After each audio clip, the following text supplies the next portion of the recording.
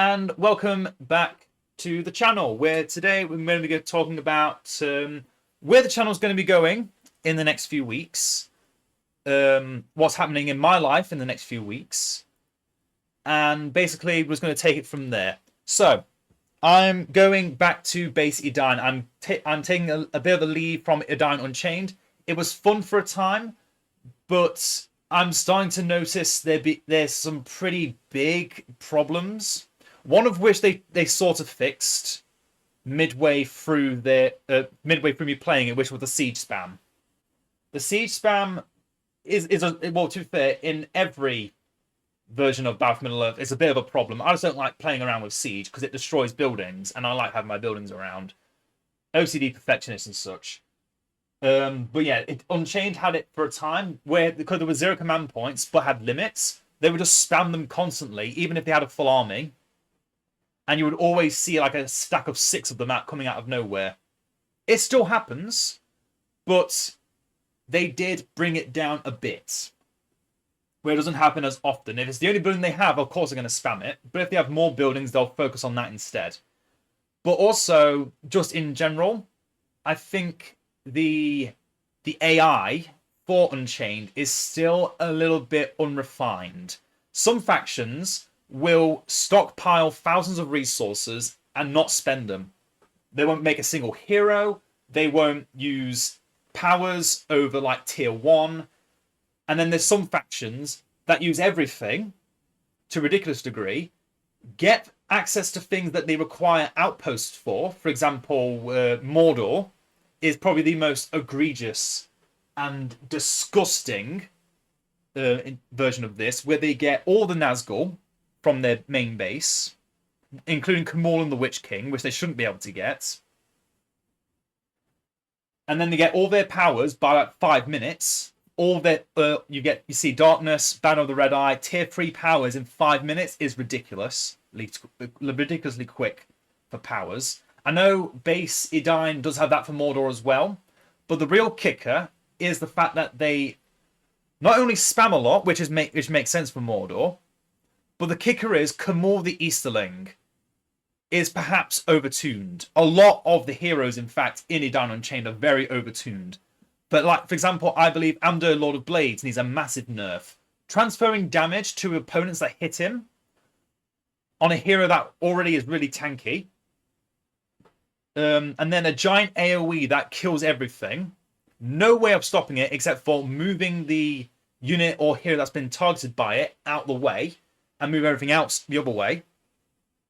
But also Kamul, who can just destroy an entire base on his own in a screen-wide radius just by standing still. Doesn't even attack anything, not using any abilities. It's not like a level 10 thing, it's a level 1 thing. He just destroys the entire base if he has his armor. And he's not exactly easy to kill either. There's a lot of things I think that are overtuned and undertuned in Unchained, and the base Edain mod has already got, for me, that pretty much perfect balance. Obviously, things like mountain giants with the misty mountains, that's always going to trigger me. That's just going to happen anyway. That I can work around by like certain maps, playing certain ways, like I did with Rohan a few months back. But yeah, I'm taking a break from Unchained. I'm going to probably wait until they make another patch where they maybe do some more AI fixes. The thing with Edain Unchained, I've found, and people have told me, is that it is mainly a PvP experience, and that's why the AI isn't as perfected yet. Where I find with base Edain, they've had more time to work around the AI, get it to a serviceable standard for most factions. Some factions still struggle. That might just be me and my experience. I might just play a certain way so that certain factions are no match for me, while others could absolutely dominate me if they just get a single outpost. And as much as I have enjoyed trying the new Harad faction, I have to say, enjoying playing them and enjoying looking at them are two very different experiences.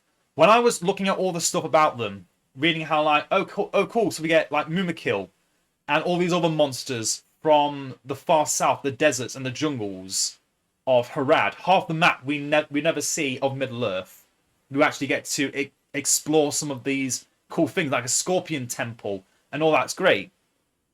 But then you realize you have to get all your upgrades by having a single entity, move it into the enemy base, and then touch an enemy building to then get one research point. Where every other faction, except for two exceptions, Mordor and Misty Mountains, you just purchase the upgrades you need.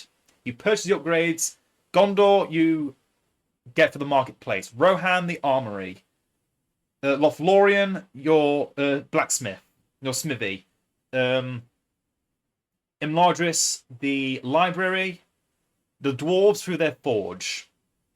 Mordor uses Sauron for most of their upgrade gaining.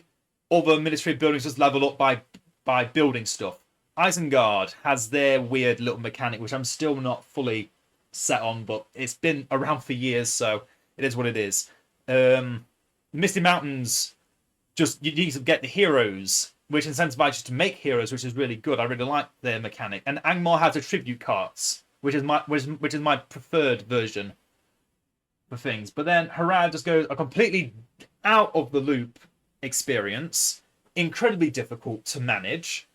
AI notices those spies immediately and kills them off because the single entities, AI focused single entities I've found in Unchained, and it just ruins the experience. For me, in particular, against other players, it could be fine. It might be absolutely fine, and that's why they implemented it. But, yeah. That on top of Harad being, honestly, very samey with their units. Some of the units are very samey. Whereas in other factions that Unchained has added, like the Dwarves, have like all these new heroic units. A lot of Harad units feel very samey. For me, at least. And then the Mumakil are nice and all, but they still fall to archers with fire arrows and pikemen. So, I don't know. I've tried playing Harad. Had a experience with them, as I've already tried to vocalize. But yeah, that I feel nothing towards playing this faction probably ever again, really. Even if I did come back to Unchained. I'm happy to play against them. They're honestly a fun faction to play against because of how much they have. Until you see Amdur, Lord of Blaze, destroy your entire army with one level 3 ability, which feels a bit rough. I think it's level 3. I don't actually know. But still, one ability doing that much very early on in its levels doesn't feel right.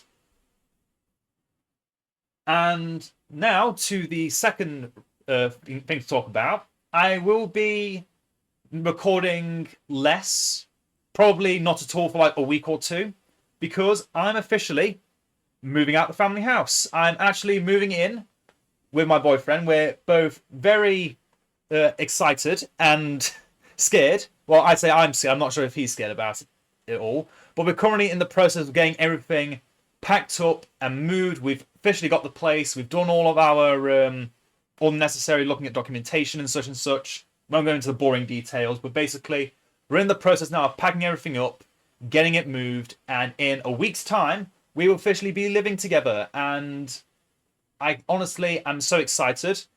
But it will also mean the channel, this channel, it's not going anywhere.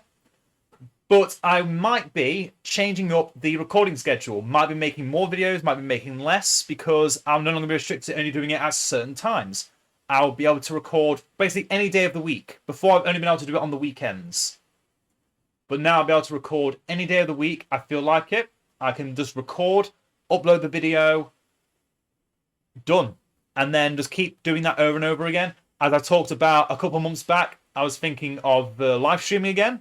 That's also a possibility. I really want to get back into live streaming. Even if it's just to play different games that aren't Battle for Middle-earth, because honestly, I do enough Battle for Middle-earth content. Maybe could go back to Third Age Total War. Could go back to just play some other games like Lord of the Rings Online. Just nice, peaceful games that don't require me to be the ultimate strategist and playing as AI constantly. And yeah, that's everything wrapped up, really. But But yeah, for the next week or so, I'm not going to be making any more videos. Once everything has been, once everything is at the new place, unpacked, sorted out, we've got a good idea of what our finances are going to be, all that other nonsense. Once we know everything, I will start making content again. I will make a post when I'm going to start making content again.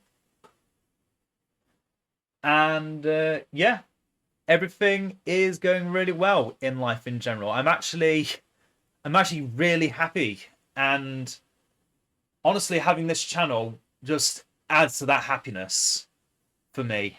It just gives me another place to unwind in, I guess. Could be a thing. Not a place to escape to, but just a place to talk and just do what I enjoy and have other people to talk about it with.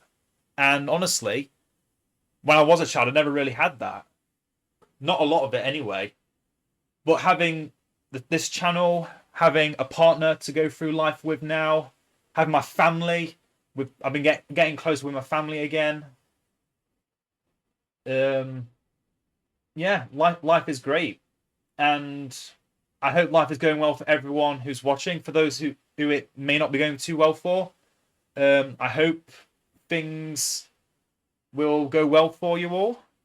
And I'm sorry I've just been keeping you all on this skirmish screen, just looking at this for the entire time. Here we go. I'll change it up a bit. Ooh, changed. Anyway. Anyway, I'm going to finish now because I've actually got a party to go to in half an hour. And I don't want to be late. I want to get everything uploaded before have to go back to the real world. Hope you all have a good day. And I will see you all in the future. Farewell for now.